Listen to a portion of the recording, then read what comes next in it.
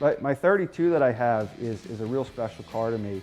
I saw it for sale online, and it was just the body and the frame. I went and looked at the car, talked to him for a little while, made him an offer. He said he would get back to me, and he checked in with a friend of his. Well, here the friend of his that he checked in with was the previous owner before he bought it, and that gentleman was actually a good friend of mine. So when the seller called his buddy and said, "Hey, who's this Jerry guy who's interested in the car?" His buddy said, "Oh, you know, Jerry's a good friend of mine." So it worked out real well. The car was actually an East Coast hot rod. It was built, I believe, in the late 50s, early 60s. When I got it, it was just, like I said, it was the body and the frame. Had to make a floor for it and the sub rails, and I used all Eastwood tools, the bead roller and the shrinker stretcher, to make the sub rails rather than buying them. I used some Eastwood primer on that as well. You know, it's a real special car. I have a lot of time into it, and that's all. I have all old parts on that. I call it all old junk that I just kind of fixed up and made work. What I've done for this car is I kind of built it to make it look like maybe it was built in the late 50s in terms of how the parts are finished or not finished.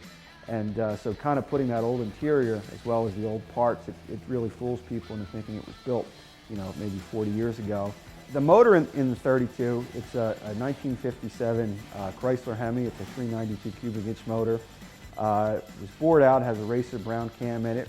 It's connected to a 4-speed and a 57 Olds rear. So with the larger motor, I wanted to do something that not only, in terms of the rear, that would not only be strong, but would be kind of period of what would have been done, you know, back in the day, and they would have used an Olds rear.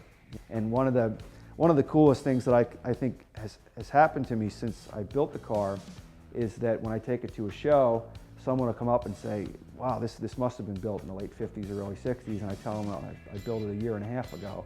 You know, and it really fools a lot of people. The previous owner, when it was last on the road, was a good friend of mine. He hadn't seen the car in 30 years, so when I had first bought it, came over and sat in it, and we took some pictures. So it was kind of like going down memory lane for him. So it was pretty neat. It was pretty neat, you know, that it came kind of full circle. That owner who last had it on the road that I keep talking about, I bump into him all the time at car shows, and he always comes over, and you know, we've become even better friends as a result.